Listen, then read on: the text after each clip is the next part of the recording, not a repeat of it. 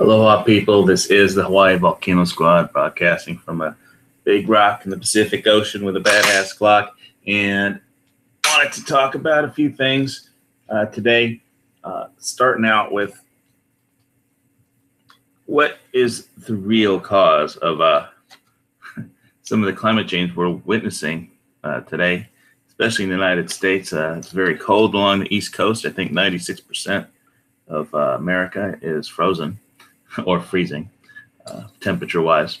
And so much has been made by politicians and the media about humankind's activity on the face of the earth and through the emission of greenhouse gases from petrochemical. And the state of California has gone so far as to introduce a bill to ban the combustion engine. Well, so the real truth is that what you're looking at here is in the center of our solar system. There's this incredibly huge, constant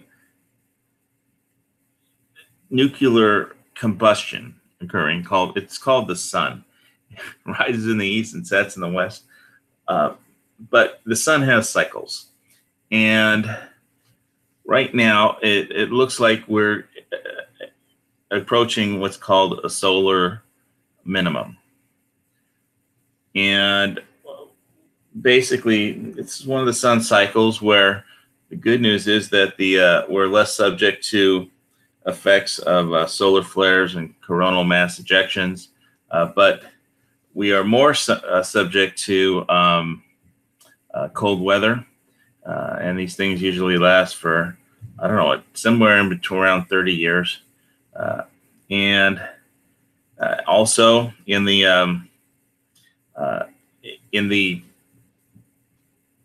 trying to get my word phrases right here, at the peak or valley of the effects of a solar minimal occurrence is increased volcanic activity.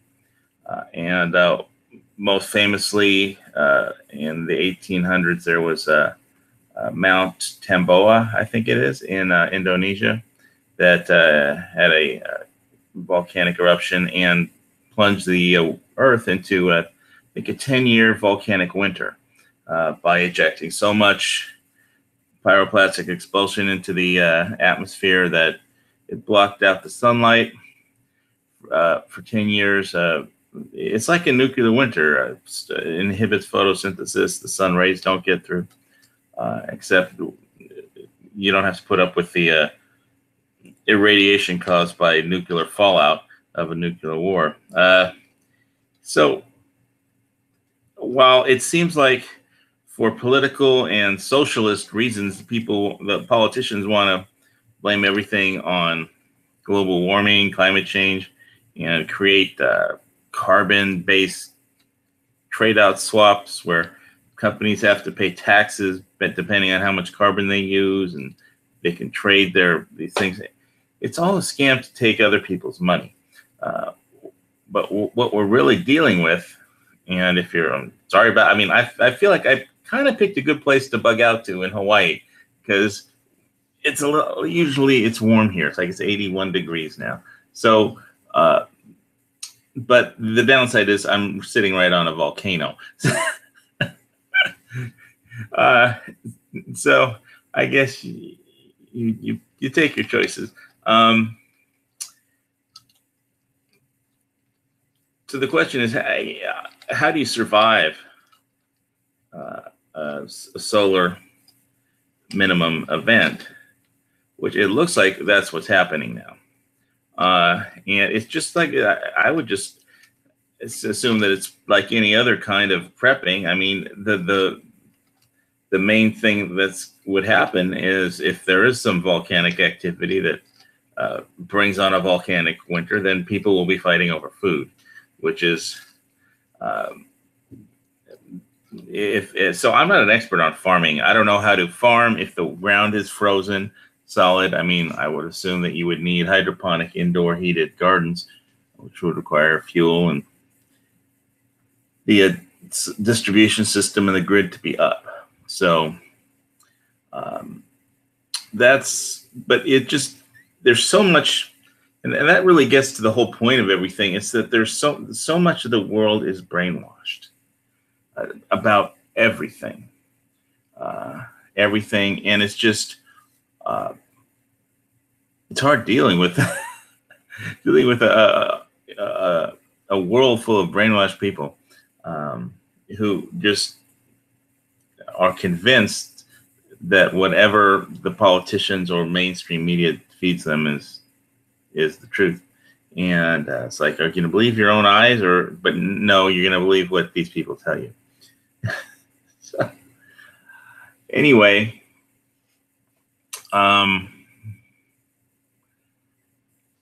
there's so many things that people are brainwashed about. I almost don't know where to begin. Anyway, I wanted to say thank you to all my viewers and subscribers, because my channel passed over 300,000 views a few days ago, and which is a pretty amazing thing for my small channel. And we're still around, plugging away. Dusty, his wife made him some nice dinner, so he's been ordered to sit down and eat dinner. And Squib, I think he'll show up eventually after he gets off of work. Got a new job for the last couple of weeks, and so hopefully he'll make it in a while after he gets off work. Let's see. It's another thing I wanted to talk about was all of our issues with North Korea being put on China. Well, the thing that I think most Americans don't quite get yet, or it hasn't hit them yet. I mean, most Americans go to Walmart.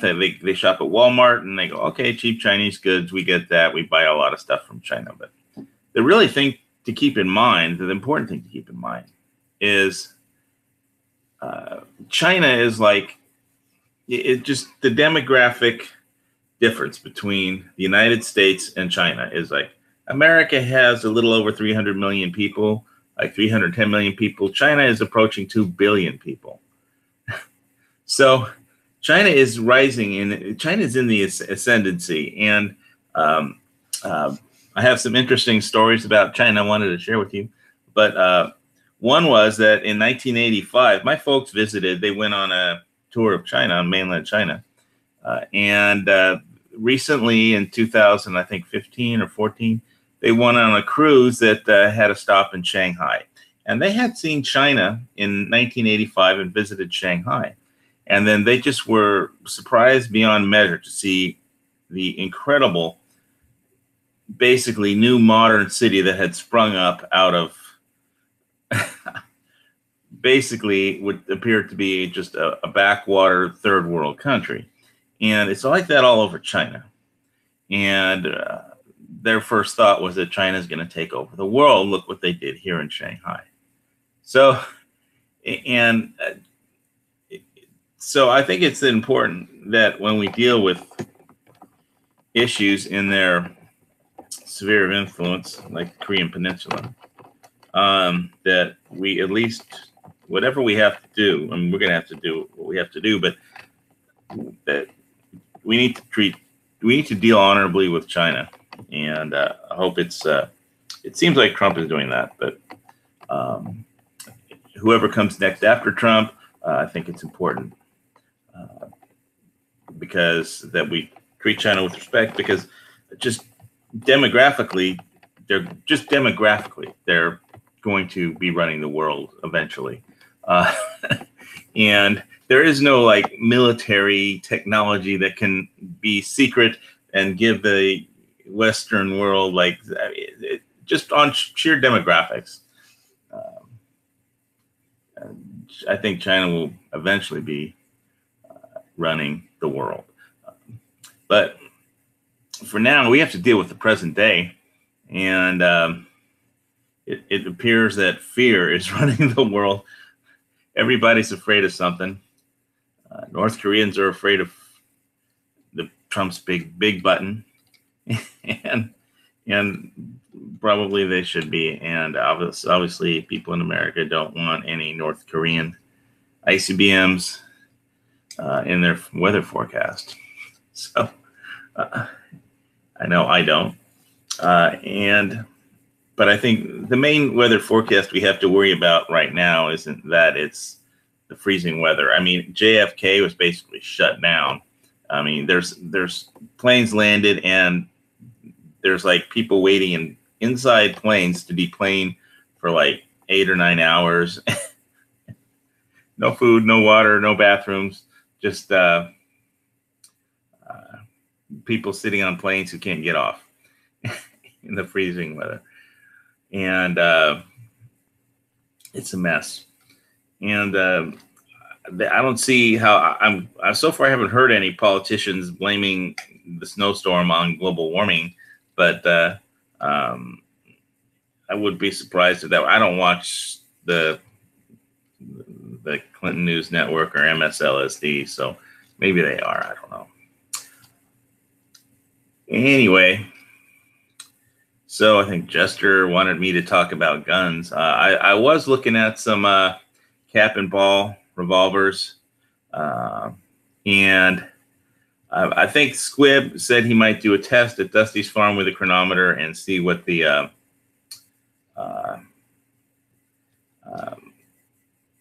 speed of a round fired out of a black powder cap and ball. He said he has a 44 cap and ball revolver, so I'm really be interested. I think so far it seems like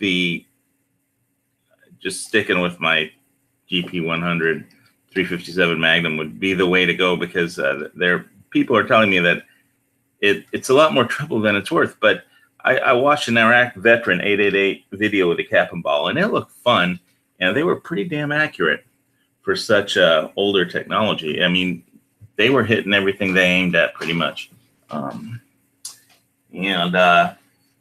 Obviously it takes a lot longer to load than just, there's no like speed loader or anything. So once you fire your 5 or 6 shots from the chambers of the cylinder, then it'll take you a long time to reload.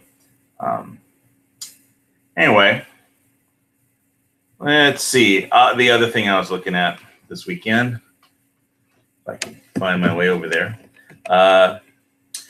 I watched a Madras Arsenal live stream, and I asked him, okay, I got like the Greek Kopis sword of King, kind of like the one that King Leonidas used in the movie 300. And it's not probably historically accurate sword. It's forward weighted, but it's kind of like Greek Kopis, which is Greek for eye cut. So, but I said, well, I don't have a shield to go with it, so where do I find one online? And so he directed me to this website, Cult of Athena. And they've got swords, daggers, maces, flails, morning stars, axes, spears, armor, shields. So I was looking for shields. And they have Greek shields, Roman shields, Viking shields, Scottish targays. Sorry if I mispronounced that. Buckles and small shields, medieval, fantasy shields, shield bosses. That's the little bump in the middle. Shield bosses are little bumps in the middle that you can bash someone with if you're using your shield as a weapon. But the Greek shields were interesting. They have them made out of steel, which wasn't around during the Battle of Thermopylae, and which was in like 480 or 490 BC, something like that. But they do have, I like the Scorpion one, I think, the best, but they're kind of expensive for a shield. But I'll just click on one of these. I also like the flails, and I think there were some reviews on the flails that said like don't drop it, don't drop the flail steel ball. It's like a 5-pound ball. Make sure the chain's too long, you could drop it on your foot or something. But I think I have, ever since I was a kid, and I had this Halloween incident where I was walking down the street with after collecting candy all day in a pillow sack, or two older kids tried to sneak up and take my pillow sack full of candy. And I think I was in elementary school and they were in junior high.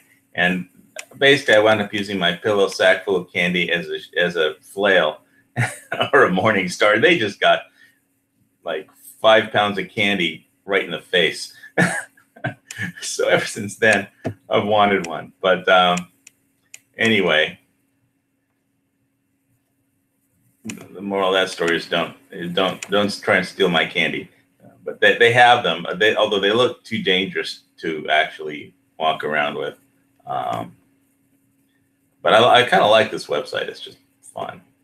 So I thought I'd share it with you. It's like this one, say authentic battle flail. Yeah, it's like it looks like if you aren't very careful, you're gonna probably hit yourself. You're gonna be the only one that gets injured with this thing. This 5-pound steel ball. And hopefully the gun control thing doesn't get out of hand. I don't know if I mentioned it on. Okay, last week's show was basically we didn't do a show because it was football and beer. I watched the Rose Bowl, and I think everybody was watching the Rose Bowl. And that was a great game. It was like 45-45 or something, and then somebody kicked a field goal or scored a touchdown in double overtime. Anyway, so this Cult of Athena with a K, it's a pretty interesting site if you're into medieval kind of weapons and stuff, just for fun. They've got some war hammers and things like that. And it depends how much of an historical accuracy fanatic you are. School Gladiatoria did something on inaccurate swords and weapons in films, and the first one on his list was Braveheart. That two-handed sword would not have been something the way it was. There's I think a museum in Scotland with Wallace's two-handed sword, but he didn't think that was accurate at all. So I'm not a super historian, but it just all looks like fun. And they have armor and all kinds of stuff on this website. They got spears too.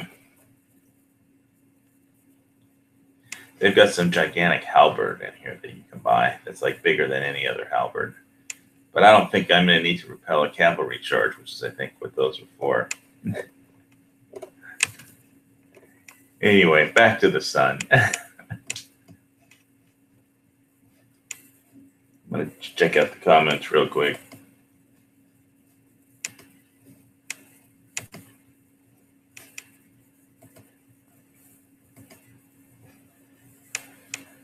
Jess, are you from Scotland? Targay gets your vote. You got blue and white. Yeah, the Targay looks a little too small for a Greek phalanx. Basically, where you had to, it had to cover your whole body from like shoulder to your thigh, and the guy next to you. But and the steel ones, so the steel ones are obviously they didn't have steel back in that battle was all the Bronze Age in 490 BC. But I think steel would be lighter for an older guy like me, having to carry around a gigantic bronze shield. But hey, now that you know the site, you could find yourself. I don't think they've banned shields in Scotland, so you could probably buy a shield from the Cult of Athena. Let's see. I'm gonna check the gun channel side. Just Patrick over there right now. My usual panelists are busy working or having dinner right now, so thought I'd just come on and have some fun. Hopefully they'll show up later. So what's happening in Scotland? You guys freezing over there too?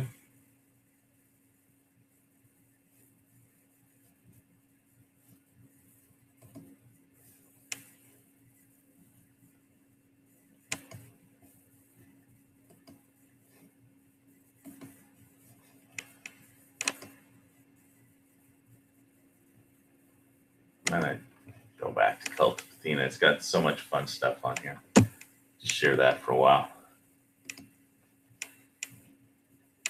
I could make my way back to the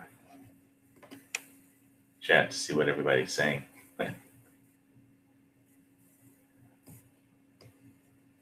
Oh, yeah, actually, I do have something else I wanted to share first before I go back to that. Hang on.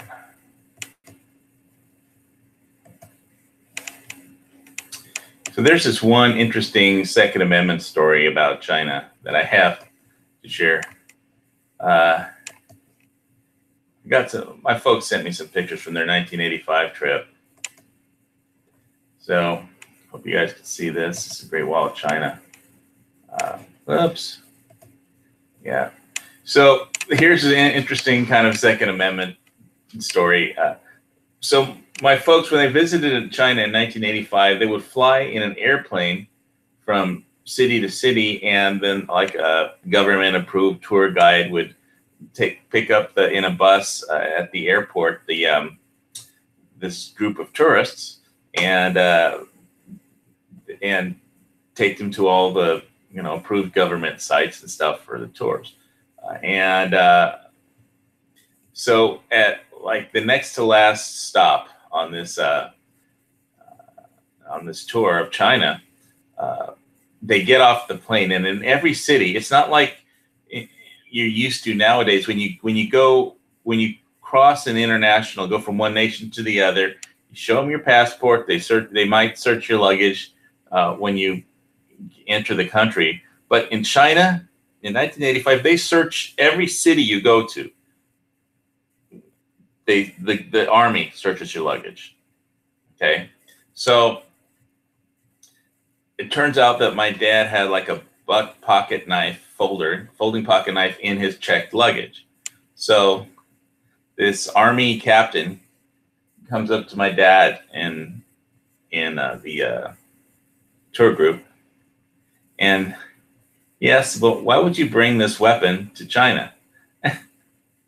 And it's like a folding knife in his checked luggage, right? So my dad says, "Oh, I didn't bring any other knives, guns, or bombs with me in any of my luggage." My mother was like, "Dear, we're in communist China." And she practically fainted away. And so the Chinese army officer looked at the knife, looked at my dad, looked at the knife, and just gave him back the knife. Here. And so that's about as close to a Second Amendment story in China that I can get. And so everybody bought my dad free drinks for the rest of the tour. But anyway, speaking of Great Walls, and Trump wants to build a wall. I mean, China has a wall. Why shouldn't we? But this one was built a very long time ago. And anyway, that picture is from my parents' trip in 1985. And I think I have a few other ones that are interesting. But again, it's just really the thing with China to keep in mind is the demographics. Jester says it's not bad, but it's freezing. Oh, Patriot in the dark, hello. Down to about -10 below 10 degrees Celsius. 10. Can you specify, Jester, exactly what the temperature is there? 10 degrees below sounds pretty cold, especially if it's in Celsius. But I don't know. I'm American, so I'm used to Fahrenheit.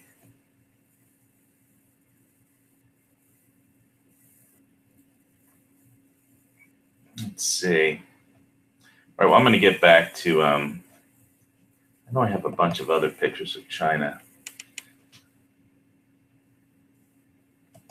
Here's one that they took. I think this will be the last picture from China.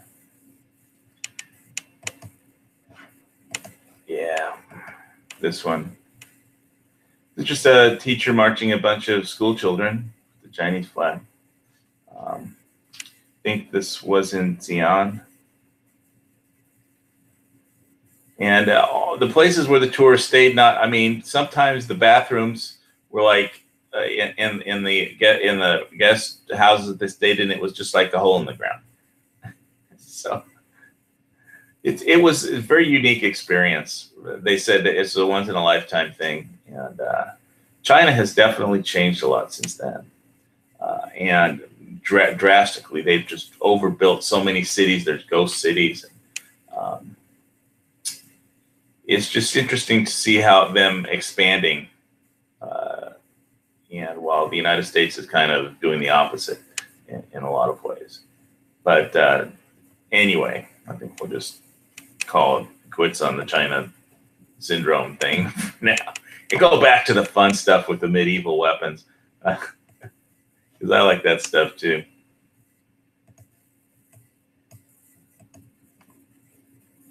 Yeah, so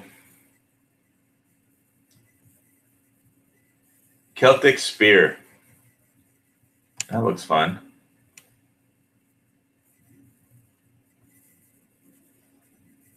Handcrafted with blackened flared spearhead, this medieval weapon will command respect against other spears. Wider flared blades were widely used by Celtic ancestors for hunting as well as in battle. They were more effective in downing a charging wild boar, as the blade created a wider, more lethal wound. Myself, I prefer a hunting rifle, but these things are just for fun. I mean, unless there's an invasion and we run out of ammo or something, which is I don't think would ever happen, because I've got so much flipping ammo. It's ridiculous. But it's still, these things are just fun. I'm more likely to buy a shield than anything else. But let me go back to the Target, since there was Jester like and had an interest in them. Shields. Scottish Targets. I don't know if I pronounced that right.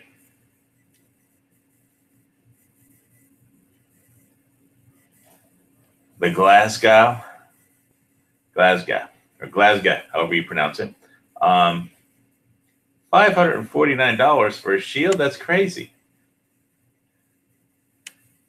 Target by Douglas. I mean, it must be incredibly awesome. When I'll just have a look at it real quick.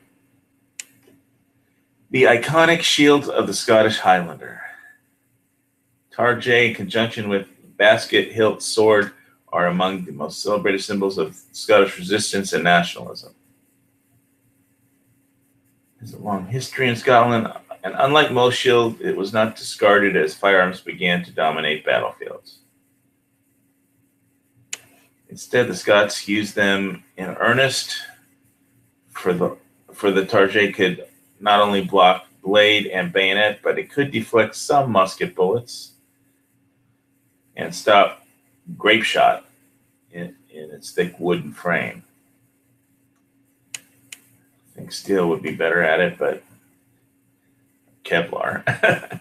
Target doubled as a weapon because it had, for many, had a center boss spike.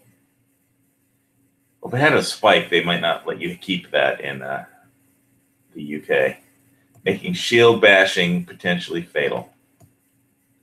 Well, I think shield bashing would be more lethal than, I think,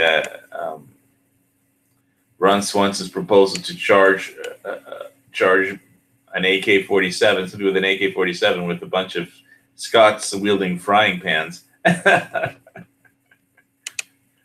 Many Scots also concealed the dirk in their hand behind the shield to give a grim surprise for an unaware foe. Yeah, the one thing that people don't get about shields is that if the shield is big enough, you can hide a weapon behind it, like a 45 or something like that. Although you probably can't get that very easily in the UK, but a sword, you could hide behind it, and and you could deflect a shot of or another edged weapon, and then you could use that. They couldn't see the strike coming from your weapon because your weapon was hidden behind this thing. Let's see.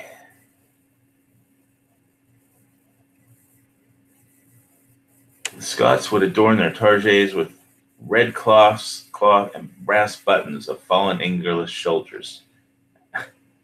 After the climactic Scottish defeat at the Battle of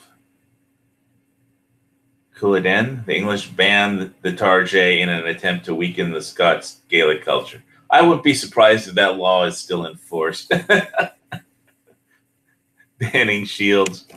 I mean, if you painted it green, then it would be a zombie weapon, right? So anyway, I don't think they make a green target with a picture of a zombie head on it. Instead of, you could put zombie heads on it instead. The English ban everything. And I just can't really see, like, William Wallace or Rob Roy laying down turning in their shields because the English Parliament said that your shields are now banned. You have to turn in your targets because they passed a law that they would just throw it in the field where nobody would find it, and they could just haul it out when they needed it, if they needed it. See, this target is handcrafted in Seattle by Douglas Schaefer, made from quality hardwood, plywood, covered with full-grain cowhide on the front. Hand-tool, detailed leatherwork has been made in the form of the swirling scroll work and interlaced knotwork that can be seen on the original targets. Well, it's interesting. I don't think I'd pay $500 for a shield, but it looks interesting.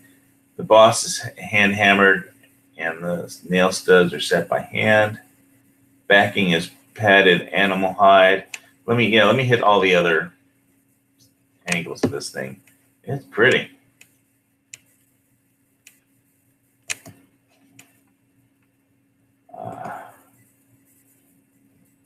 You could see the leather work. It must have taken a while. I don't blame them for charging a lot of money for that. That's just looking at the leather work.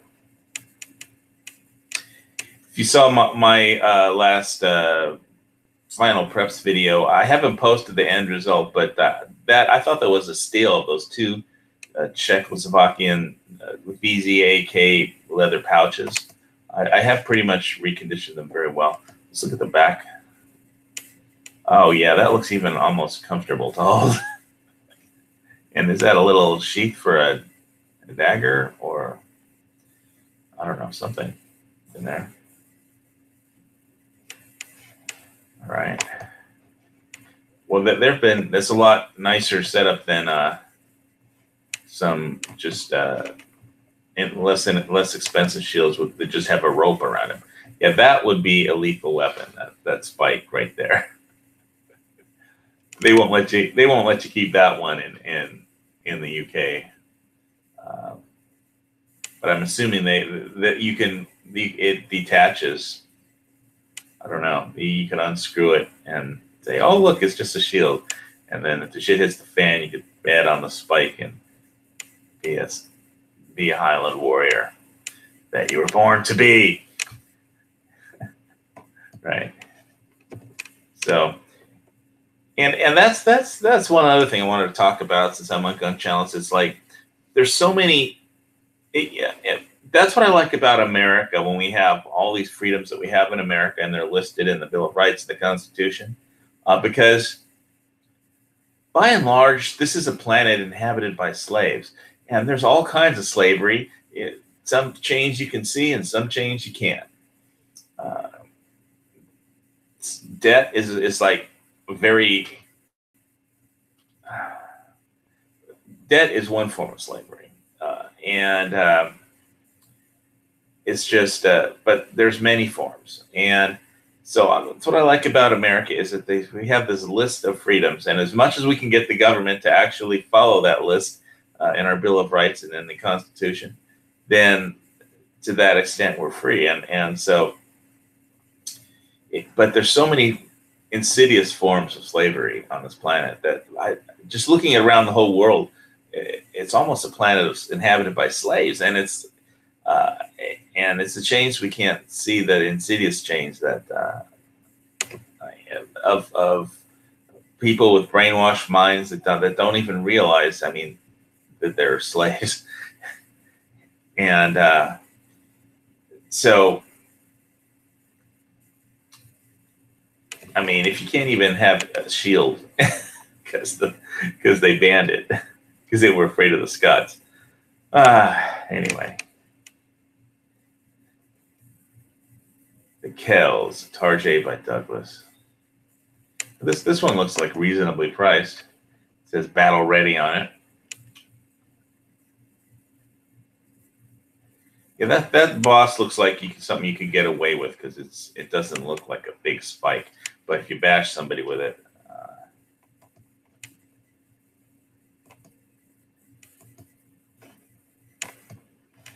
it would hurt. It doesn't have all the leather inscriptions, but I think it does have some. It has more like decorative nails or something, brass nails or whatever those are, mini bosses. It's not as nice as the $500 one, but I mean, you get what you pay for. But back ordered. Well, I hope this helps Jester there if he wants to get himself to Tarjay, make him feel prepared for the apocalypse or the shit hitting the fan or whatever. Anyway, I think I'll check the text chat if there's anything out there interesting going on.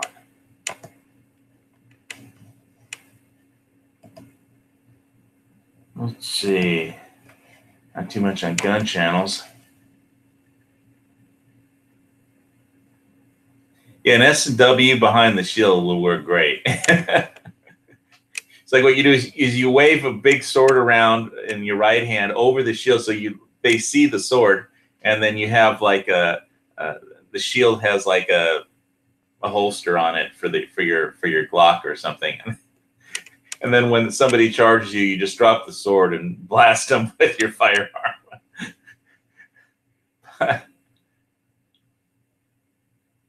Yeah, you're right. That pouch probably is for the spike. Am I pronouncing Tarjay wrong?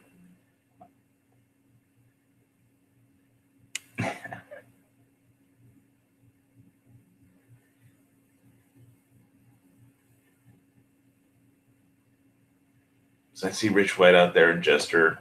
I don't know if Patrick from Gun Channels is still with us. Patriot in the Dark says hi. Tarj. Targ? I thought that was a Klingon animal or something. A Targ.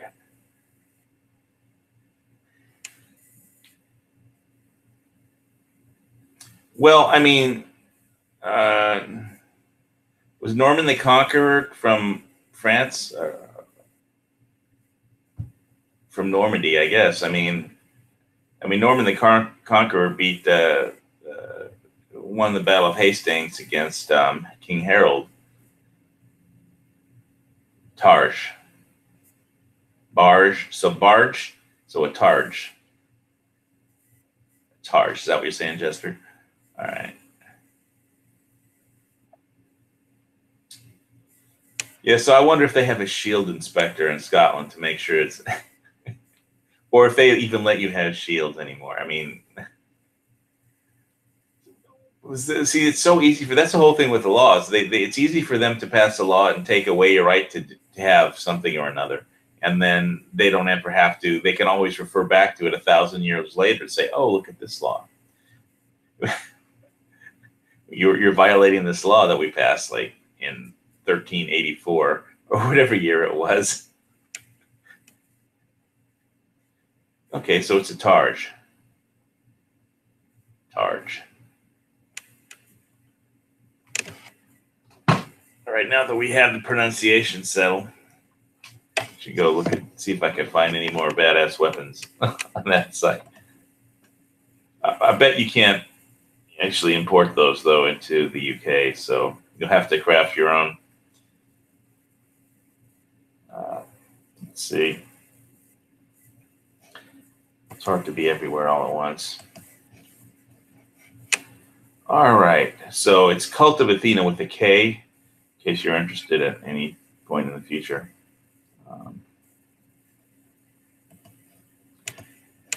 And there's that. They actually may have something on there that's legal to import. I don't know. Let's see. Get back to the main website. Axes.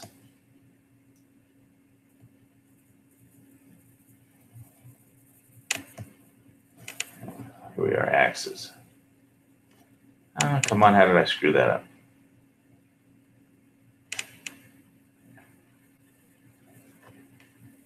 '18th century battle axe, 15th century horseman's axe hammer, Danish war axe, horseman's axe.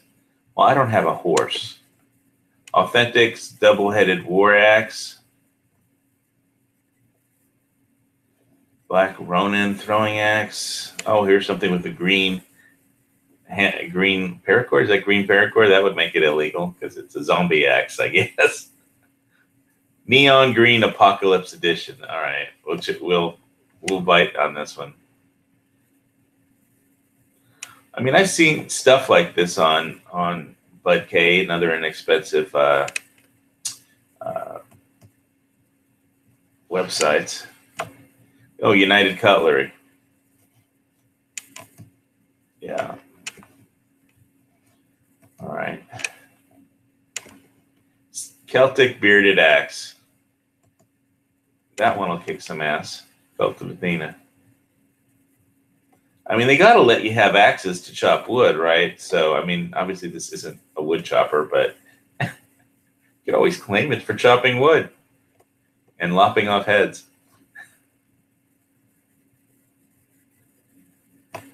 Back ordered.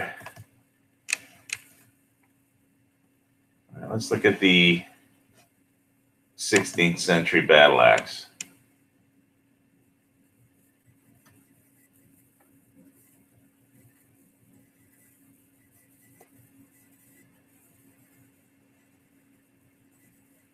Felt great in the hand and looked superb. That's what she said. Right.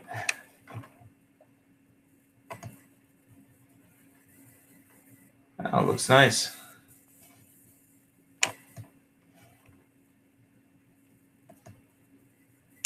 This is a pretty cool website. So yeah, I was just talking to I was just on Madras's. I wasn't on his stream. I was just chatting him in this live stream. Madras Arsenal. He sells kukris and a few other things. He's into reenactments. And he has a few old style uniforms of all kinds from lots of different places. Because he likes reenacting. And he sells some good kukris from what I've heard. Denix Axe of the Valkyries. Double-headed axe. 13th century German war axe. Dark sword Viking axe. All right. Dark sword Viking axe is a large head of unpolished, rough finish steel. So, here's the whole thing about weapons. Firearms are called firearms not because you fire them, because it's all about the metallurgy. You make them with fire, and it's been an evolution in weapons. First, they invented fire, and they used that to make bronze, and then steel, and then metallurgy progressed over time and technology did, but it's all made out of fire. Forged in fire as it was. So they are firearms in that sense. So it's all just been man-created fire and used to create weapons. It's not rocket science. And that would be a badass axe. You want to see that coming at you. 2 pounds, 10, 5 ounces. That's a weight, not a cost. $194.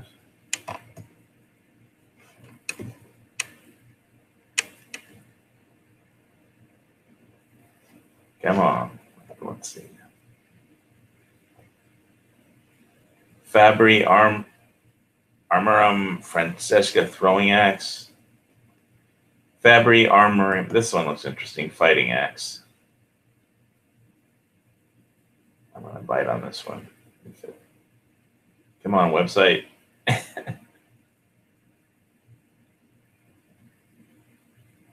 Etched Viking axe. Come on. There you go. Well, the thing, I'm not sure that I like round handles, because it's harder to figure out where the front is when you're articulating your strike.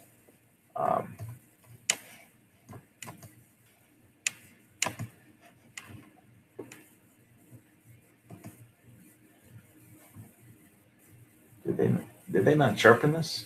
I'm going to pass on that one. Dragon Hunter axe. Okay. Oh, 2 5-star reviews. The pommel is pointy as hell. Be careful. Looks like it's got a little mace on the end there. So this is a really good axe, and I managed to chop up a few logs with it. I guess there wasn't a dragon around. And it never broke. It's still as good as ever before. All right.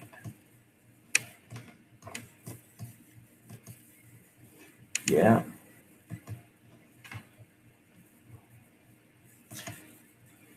Yeah, that's here's the problem with putting these things on the end of the pommel is, you know, you're not so, it's dangerous to the wielder. You're as likely to hit yourself with that as your enemy. And if obviously if your weapon is dangerous to the wielder, then it's a major flaw in the weapon design. So it's cool, but I'll pass on that one too. All right, let's see something else besides axes. Swords, daggers, maces, or flails. Yeah.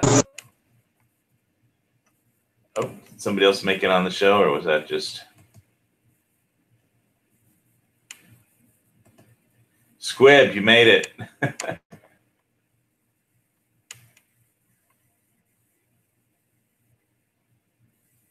What's going on in Michigan, bro? It's loud in here. Oh, that's you're at work. I got it. So Squib works at a place that manufactures plastic car parts. So this is some kind of fabrication machine. Injection molding. Car parts. Injection molded car parts. Okay.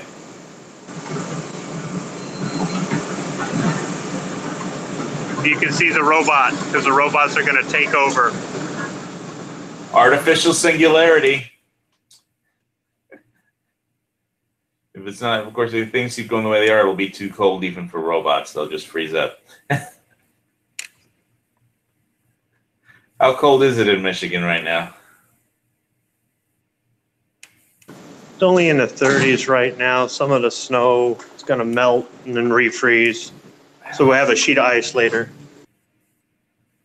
Well, that'll be great for ice skating, not so good for driving. Yeah, speaking of driving, I'm going to go out to my truck to take my lunch break so that people don't think that I'm crazy talking into my phone. Wait, people always talk into their phones. What's crazy about that? It's not. I'm not holding it up to my ear or anything. Okay. Well, do what you need to do. See, John C is out there in the external.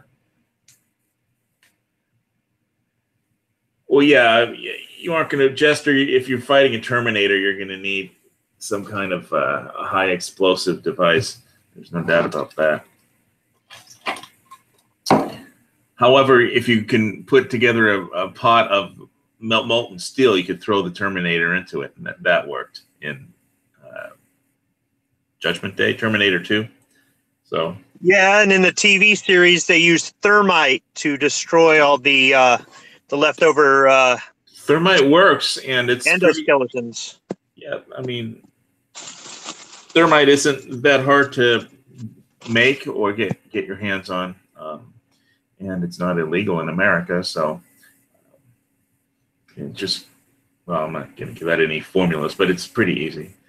Yeah, you could make it. In the TV series, they would fight other Terminators. They had a Terminator, and she fought other Terminators, and they'd bring them back to their safe house, and they would she'd take them apart for spare parts, and she'd try to analyze the CPUs to find out what information had changed with the timeline, and then she'd dispose of the it's a person, would dispose of the leftovers with thermite to destroy the leftovers. It's a cybernetic organism. I mean, you can have a female gender, I suppose.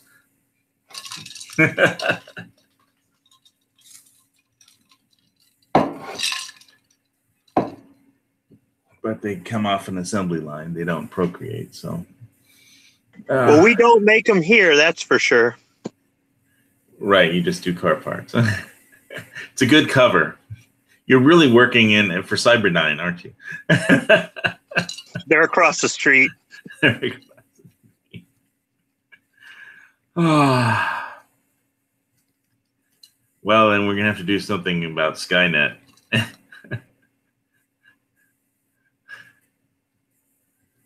All right, John Z, keep it clean there in the external. Let's see. What if they found out all the computing power to mine Bitcoin was really helping to run Skynet? That would be bad, but wouldn't surprise me if Skynet. But our problem is just some of those debt being the chains that are used to enslave people, and the concept of Bitcoin, but not the actual end product. To be honest with you, it's supposed to be completely decentralized and not controlled by bankers. And right now we have something called Ripple, which is basically a blockchain coin, but it's completely owned by the banks. It's the bank's cryptocurrency, and I thought Ripple was really cheap wine from the ghetto. Well, it may be, but it's a cheap cryptocurrency that the bankers are trying to replace Bitcoin with, and they're pushing it. And so it's the bankers' crypto. So it's already being considered obsolete. Well, Bitcoin. The problem with Bitcoin, if you really want to go there, is that it's not decentralized. It's what happened was regular people can't mine it, because so these gigantic corporations like one I use, Genesis, and other large companies buy millions of dollars worth of mining rigs and network them all together. And so when they vote on what happens with blockchain. Like when they were going to do the last fork, to make it easier to use, all the miners voted no, and they want to increase the transaction fees, and so it's not decentralized; it's controlled by the miners, the people with the computers that are actually doing the mining. So it's not really decentralized, but Litecoin is, and there's a lot. Dash is, and so it's not. Bitcoin was first to market and has name recognition, but it's not a good execution of Satoshi Nakamoto's white paper on what he wanted it to be. So it's not working as a currency, to be honest with you. Litecoin would, Dash would, and it'll be very interesting this year and over the coming few years to see what happens. I think something else will replace Bitcoin. It'll either be Litecoin or Dash or who knows what. The bankers are going to try and make it Ripple. And I mean, anybody that had Ripple, you could have bought it at a few cents at the beginning of the year or at the end of last year, and now it was over $3. So obviously, what the bankers are going to do is if there's a debt problem and one of their quarterly reports looks bad, they'll just say, "Oh, look, we have several $billion here of this cryptocurrency called Ripple," and they'll put that on their balance sheets, and then they'll sell it all, and then they'll intentionally crash it again. But they're going to manipulate the heck out of it, just like they do with gold and silver, and that's why, I mean, the people in control want to maintain control. I mean, that shouldn't be a surprise to anyone. And what's really interesting is that the whole thing with China. I mean, the United States, our main export is the U.S. dollar. And the thing is, China doesn't really want to be the world reserve currency. They don't want the yuan to be the world reserve currency because that would mess up their exports. Because the cost of their goods would go up if everybody started having to hoard yuan to do oil transactions, like that people have to have, every country has to have dollars on hand because that's how all the oil transactions are processed, and they can't buy a tanker load of oil unless they have a bunch of U.S. dollars on reserve at some bank somewhere. And since every country needs oil, every country needs a U.S. dollar, and that's how the petrodollar is function. But China doesn't want to replace it with the yuan. I mean, they may be sick of the dollar, but they don't want the yuan to be the world reserve currency, because if it was, their export manufacturing industry would just be blown to hell, because their goods would spike in cost, and you wouldn't be able to go to Walmart and get cheap stuff like I did today. Anyway,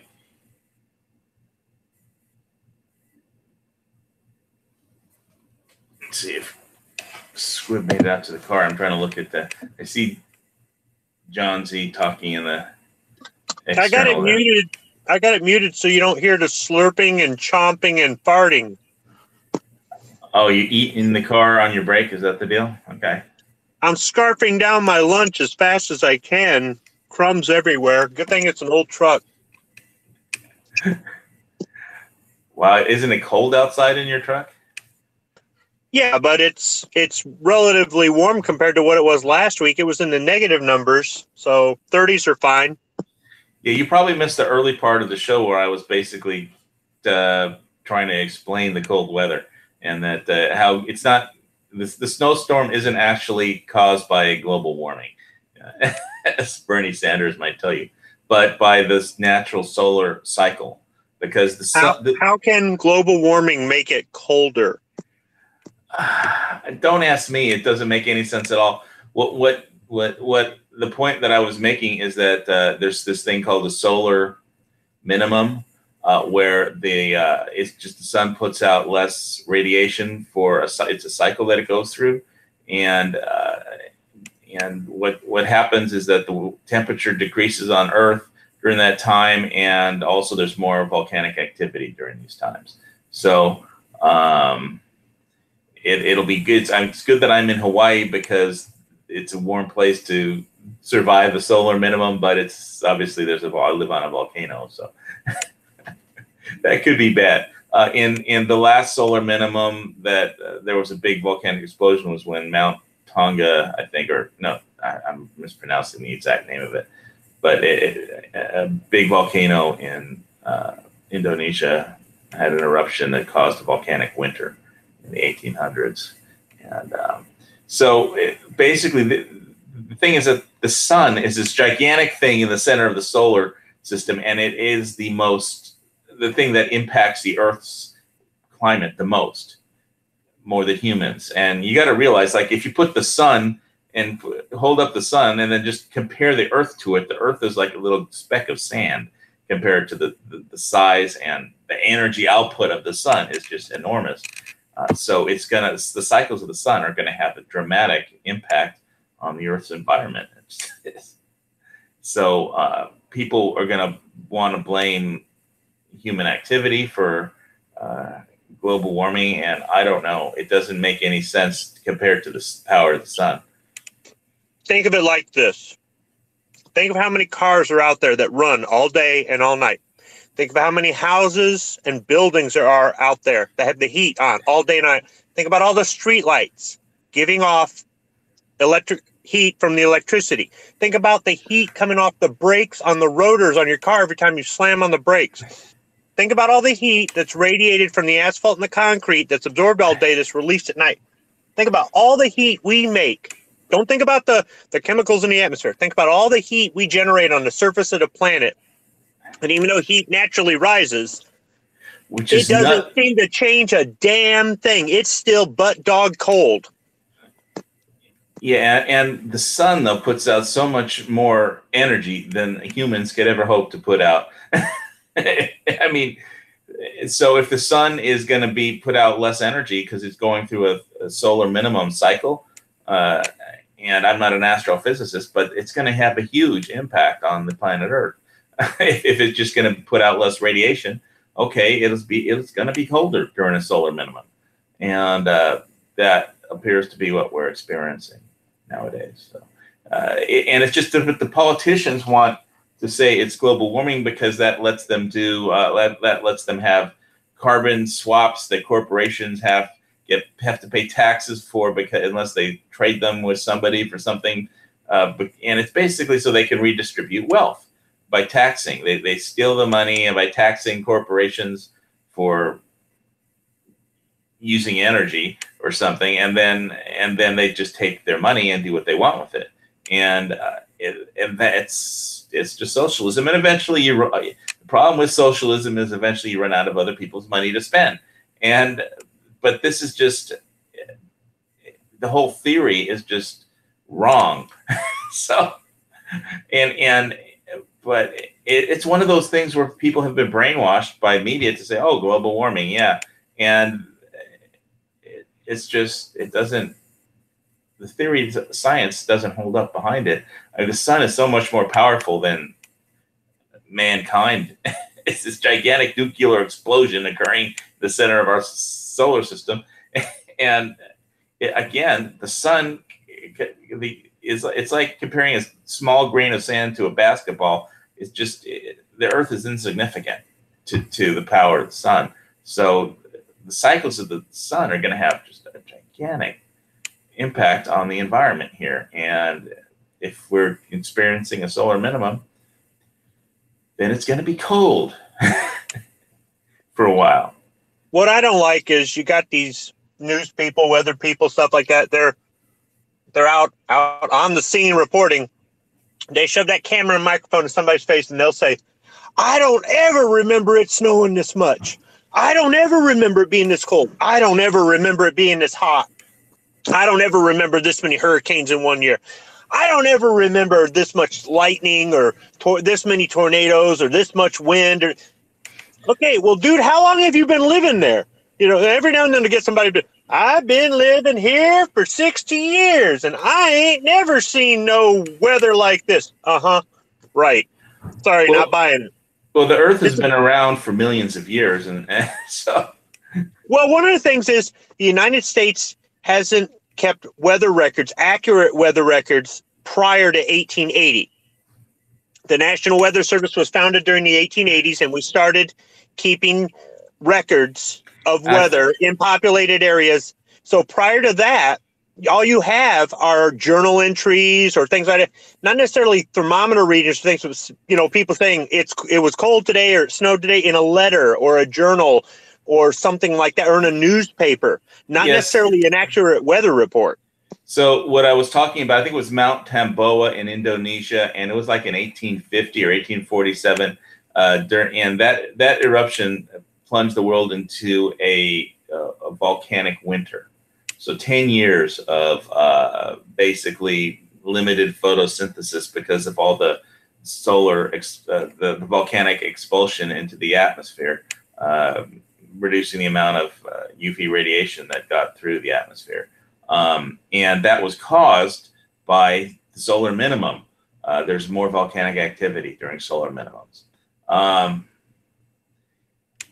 I'm not an astrophysicist, so I can't really completely explain all this to you, but that is the whole concept. And it's just, we're just people. It's a big universe, and stuff happens. And it's just that when politicians come on and they want to have taxation system based on a theory called global warming, and everybody that denies climate change, I mean, yeah, the climate is always changing.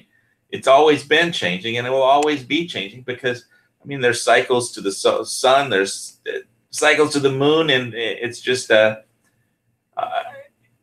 but like taxing corporations on it, and creating this carbon tax swapping system, it doesn't make any sense. It's just maybe the people that believe in global warming also believe the Earth is flat, not round. Maybe the people that believe in global warming believe in socialism, and that's what it's all about. And that's their theory. And like I was saying earlier, there's, by and large, America's a pretty unique country because we have this, the government doesn't always follow up. We have this list of freedoms that's listed in our Bill of Rights and in our Constitution, of things that the government can't do to the people. And if you ever lived in a country that you don't have all these rights, then, or your family has, and then you may have some idea of how special it is here in that way, because by and large, we're taking in account the entire planet and every nation. This is pretty much a planet inhabited by slaves, and you can't see all the chains. They aren't all visible. They aren't all made of steel or iron. There's all kinds of ways that people can be enslaved, with debt and with brainwashing and just propaganda. And there's so many ways that people just aren't free around the world. And so that's the good part about America. I mean, there's lots of things that aren't so good. America is not like this perfect paradise or anything like that at all. But we do have a list of freedoms, and if we could actually get the government to follow it, our Constitution and Bill of Rights, and that seems like it's half the battle, or 90% of the battle all the time. Because I can tell you that when the Nazis overran Poland and my family was in Warsaw, they didn't have any rights. It's like all the Jews get off the train here. And if you listened to the authorities and got off the train, then you would be killed. So you have to question authority all the time, and question your sources of information and what the media tells you all the time. And I don't know. I think I've said everything I have to say on that, pretty much. So we were talking on the text about you've got a 44 cap and ball revolver, and you were thinking you could do a chronographic test on how fast it shoots out around. So the Colt Walker reproduction I have, it's called a 44. It's actually 0.457 diameter. And my Lamat replica, the original Lamat, I think it was a 32 or 36 caliber, and it's the replica is a 0.451 diameter ball. And those are two of the more common sizes for a round lead ball for a reproduction cap and ball revolver. They're not the only ones, but yeah, I mean, I suppose I could take them to Dusty's and use this chronograph and not shoot it and break it this time. And but I got to tell you, I packed that Lamat as full as I could get it, and it was about 33 grains of powder, and I shot into a 1/4-inch steel plate, and it didn't even dent it.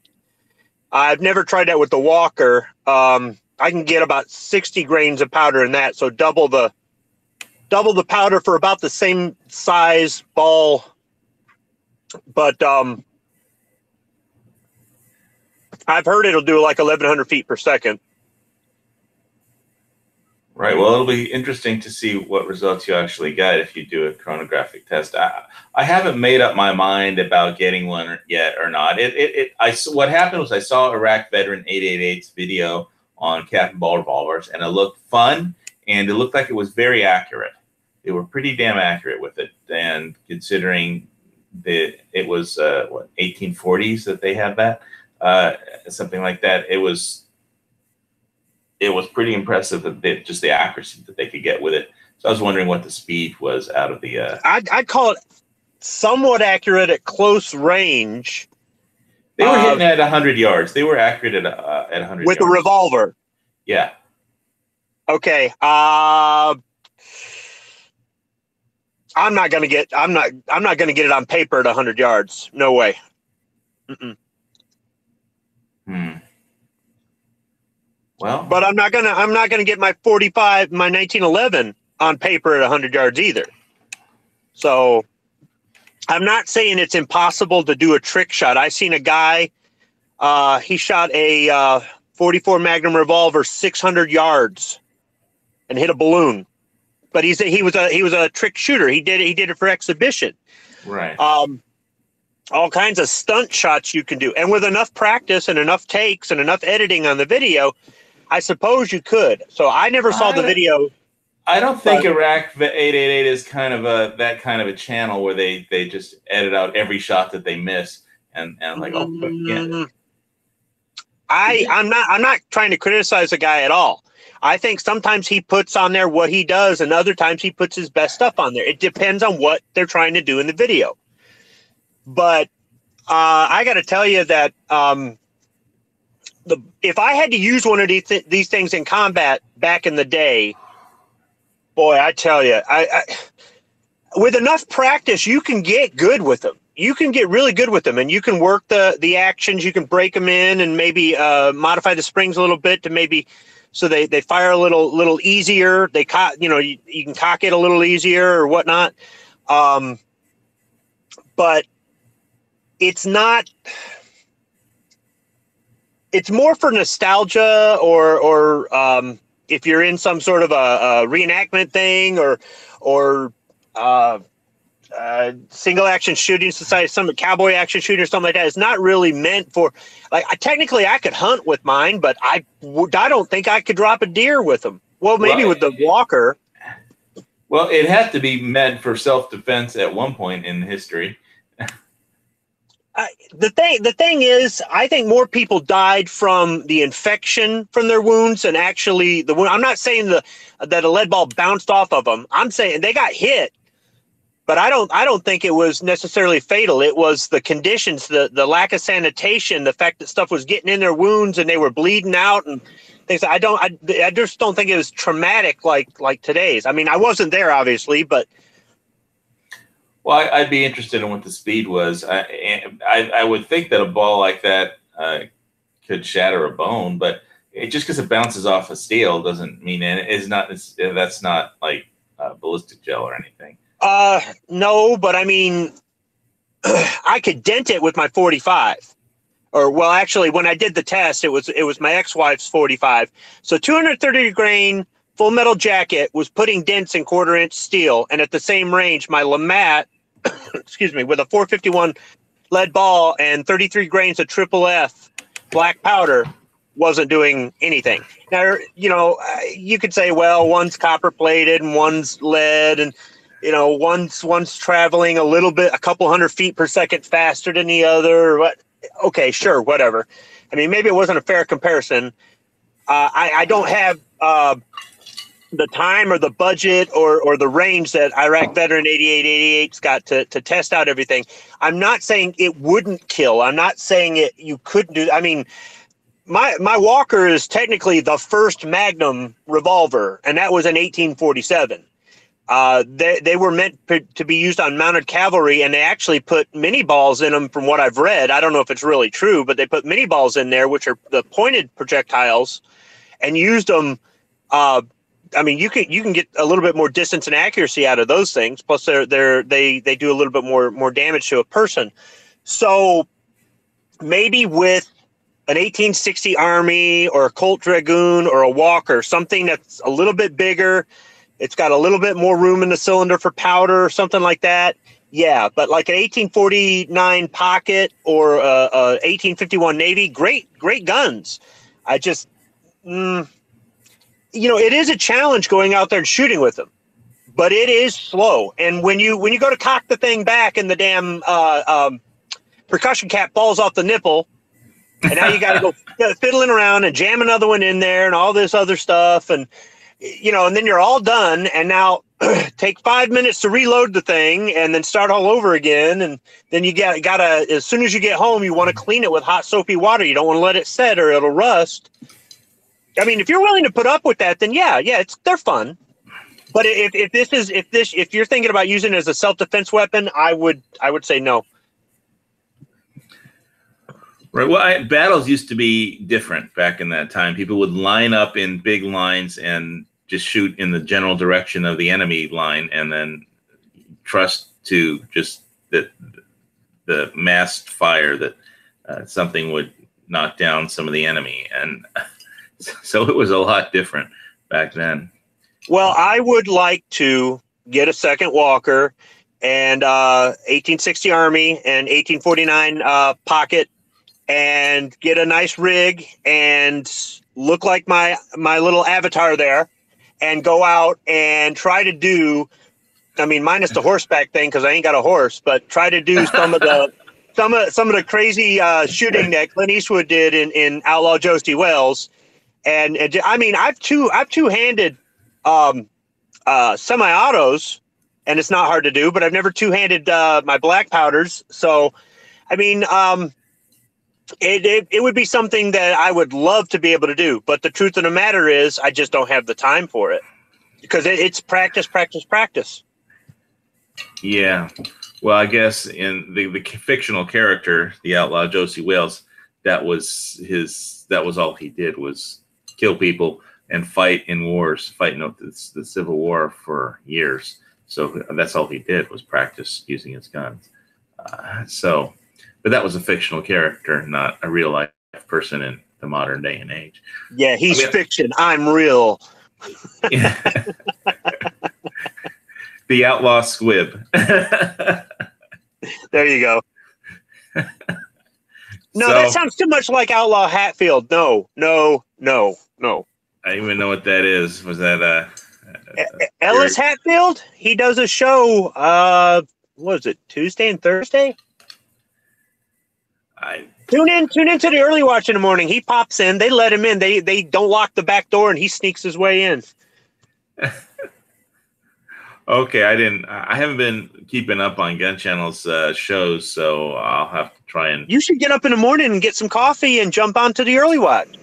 Yeah, usually when I get on in the morning, I hit all the crypto faucets and all that stuff instead. So I should like knock off of cryptos for a while and do more gun channels. Maybe might be fun. Anyway, so I would be interested to know what the speed is, though, of the round. Well, what I really should do is I should probably try to do some half-ass video and put on YouTube and show how long it takes to really load a black powder revolver and all the things that go wrong, and then show how you shoot it. To use that butter stuff. To use that butter stuff to seal everything in there. Okay. I do use boar butter. It's not necessary if you're just shooting, reloading. But if you're going to carry it around, say you were going to load it in the morning and carry it all day or something, it would be a good idea. So my first load, I'll go ahead and put it on there. But if I don't keep using it, it's no big deal. What the problem is, it starts slowing down. And after a while, if you can skip a step and still be safe and get it to function, it's not a necessity. But the boar butter does help. It does help a little bit, but it's not really part of making the weapon more deadly or anything. Right, it's to keep the powder in the cylinder. No. The ball keeps the powder in the cylinder. The bore butter helps seal the cylinder against moisture. So that's why it would be an all-day thing. Let's say you were out carrying it all day, and it happened to start raining. That bore butter will help protect it. Also, it lubricates. Or let's say you're out in humid conditions all day, like what you're in Hawaii, right? Right. That humidity will get into that powder. So if you can seal off that cylinder a little bit better, plus the bore butter is a little bit of lubrication. So that first ball that goes down there with the bore butter in the cylinder, it's going to lube it a little bit. If you want to stop to put bore butter on every time, that's fine.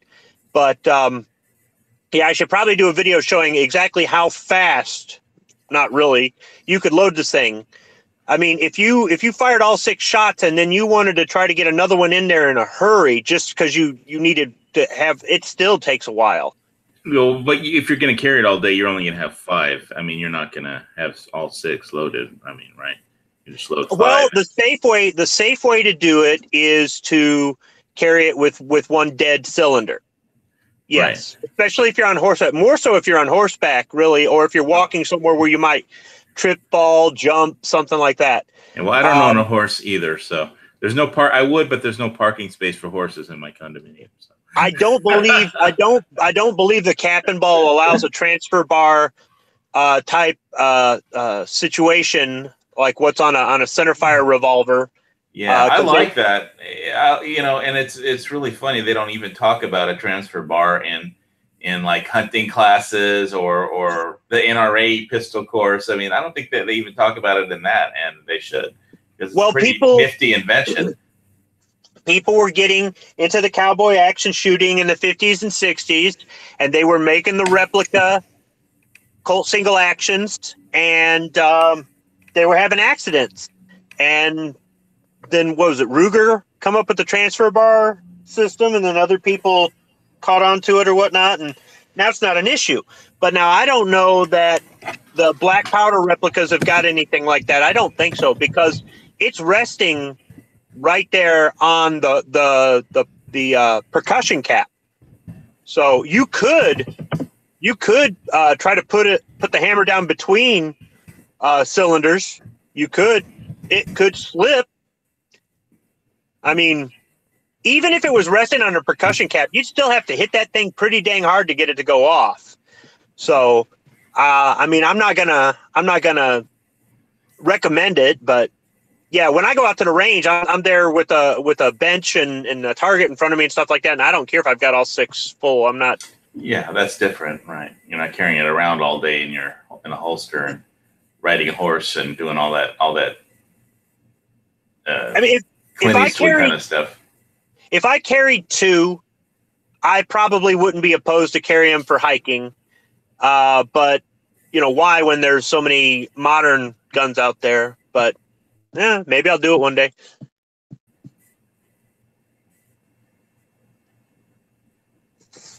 Rich White, can you be specific? What you're talking about? Hawaii isn't what? Yeah, the airport isn't a mess in Kona because it's too small of an airport to be messed up. But anyway, yeah, I would be interested. You don't have to make a video. I'd just be interested. I'll believe you if you tell me what the speed of the bullet is. But I saw Hickok loading, Hickok 45 loading cap and ball. But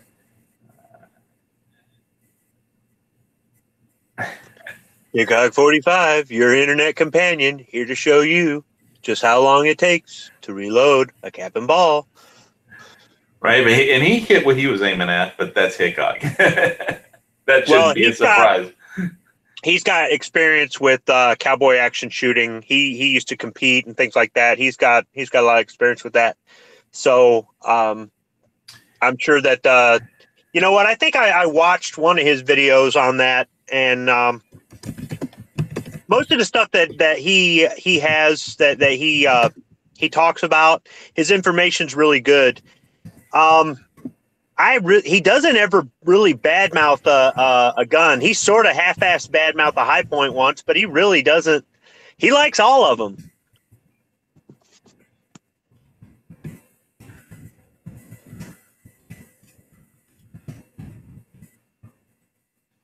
Yeah, I like watching his videos. I think I saw one he posted where the building exploded in the background while he was doing the video. They were demoing a building. Anyway. Oh. His son, Big John, he does videos too, and he'll have his friends come on and they'll just shoot the poop like we do. His one buddy, Derek, they work security together. Derek has got some of the best stories. I'll always listen when he puts out a new video, and Derek, and I know Derek's in it. If his name's in the title, I'll go back and listen to it. Yeah, I hope YouTube doesn't shut him down. It's a fun channel, and it's a good resource for people who are just interested in guns. I was just telling Rich that the airports in the U.S. work because the state of Hawaii's revenue economy is entirely tourist based, and so they raise the transient tourist tax and like every year that they collect from hotels and bed and breakfast of where tourists stay. They have to pay this transient residence tax. So if you rent a hotel room, the state. So they make sure the airports work very well in the state of Hawaii. Nothing else works very well, but the last thing to collapse will be the airports. And we obviously don't get snowed in the nice. Airport. Nice. Hawaii has a transgender tax to pay for its broke down airports. Great. Wonderful. Transient, not transgender. Whatever. Hey, you know what? I just thought of Murphy's Muskets. Murphy's Muskets. He's probably got some good cap and ball videos, and he might have done some tests where he chronoed them. Yeah, we need to get him on Edge's. I need to text Edge to put a chat together with Murphy about cap and ball revolvers because he's got a lot of knowledge about that kind of thing. Yes, he does. He makes good videos. Yeah, he's got a lot of knowledge. And because I remember one time I was on Edge's show and they were talking about rifles that were all black powder, and it's just that I had to wait like 15 minutes between questions to think of an intelligent question to ask. And I'll text Edge, and because he didn't have a chat last week, so I'm going to text him and see if he can get Murphy on because they're friends. They've gone shooting together and stuff, and gone to some of the Texas Firearm Festival and things like that. So I'll see if we can get some more info from that. So you've got 2 black powder revolvers. Yeah, Murphy's got more black powder than I do, and more experience, and he might be able to debunk some of my opinions on the lethality of them. I mean, getting shot with anything is not a good thing, but I would go off of his advice as far as how powerful these things are, more so than mine. Yeah. Well, it'll be interesting. Okay, I'll see if I can get Edge to do it. And but I'm still interested in if you guys do anything at Dusty's Farm. But anyway, so yeah, somebody was talking about the Maryland yearly rainfall tax. Yeah, they will tax anything. That's what governments do around the world. The state of Michigan will tax you on your federal tax return from the previous year. How is that? They consider the money that you overpaid to the federal government the previous year that you get back as income. It's bullshit. They also, you know what a core charge is on a car part, right? Like you take a battery in, there's a $10 core, and then you bring the old battery back and they give you $10 back. In the state of Michigan, they charge 6% sales tax on that core because they consider it a service, air quotes around that. When you bring the core in, you don't get the tax back. You get $10 for your battery, but that 60 cents the state of Michigan keeps. Even if you bring the battery in to the auto parts store and exchange it right there, you still pay 60 cents to the state of Michigan because the way the computer system at the store does, it rings the battery, takes it out of inventory and puts the core the used battery into inventory. Therefore, it's considered a transaction for a service, and the 6% sales tax the state of Michigan keeps. Yeah, they do something like that with beer bottles here in Hawaii. I think I got charged double the. Anyway, getting way off subject, but we have a subject.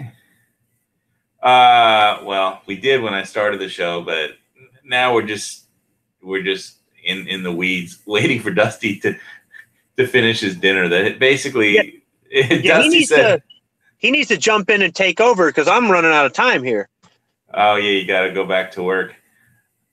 Well, I want to thank you for coming on and walking out to your pickup. Is it? Pick them up truck. Yeah, I'm cold now.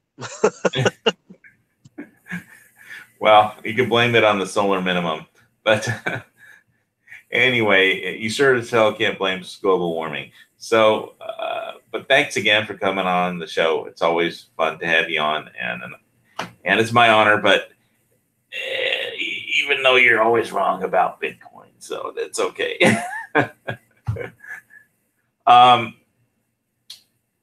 Let's see.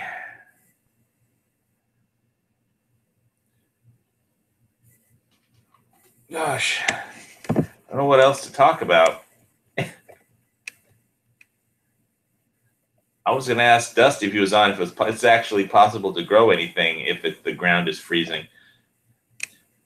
I wouldn't know.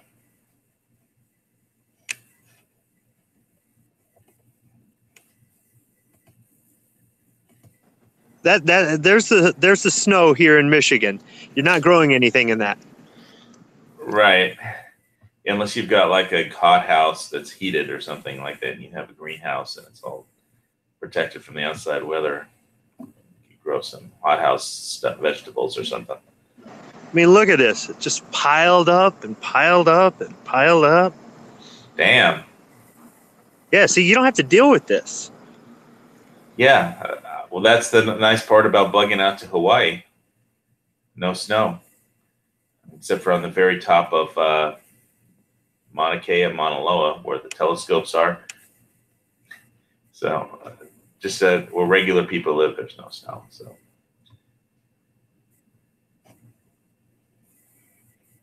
yeah, that looks pretty nasty. I don't think I like the warm weather. Basically, we have a high of like 81 and a low of 70 or 71. Sometimes it gets down to 69 at night, but usually it's like 81 or 80. Nice sunny days, and even when it rains, it doesn't make it cold. It's usually warmer when it rains because the clouds hold the hot air in from escaping to the atmosphere. So anyway, I'll check the external chat to see if anybody's typing any interesting stuff out there real quick.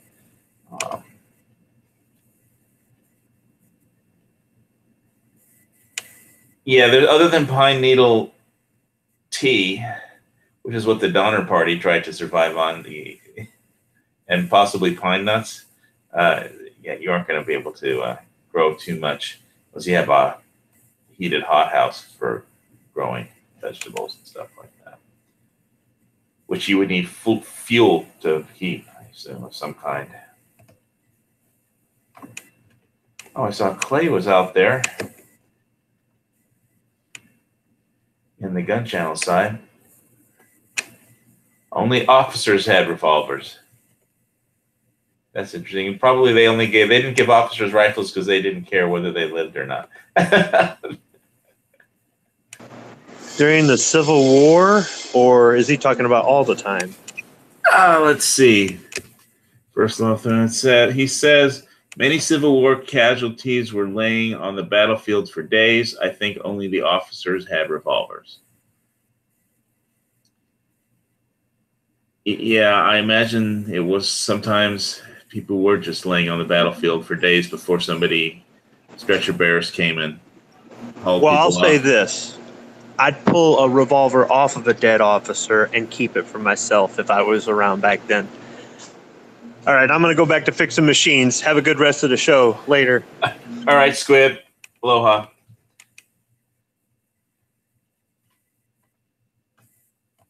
All right, so I think I'm mostly done with tonight's chat unless Dusty shows up really quick. And thanks everybody for tuning in. And it's been an amazing ride to getting over 300,000 views on my channel. But get out there, keep prepping. Hopefully, the cold weather won't be forever, and you don't have to bug out through JFK because that's a mess. Hawaii's airports, we don't have to deal with snow, so that's a big advantage.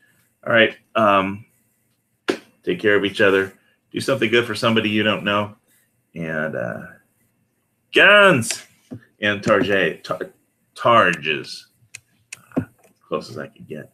All right, see you all next week.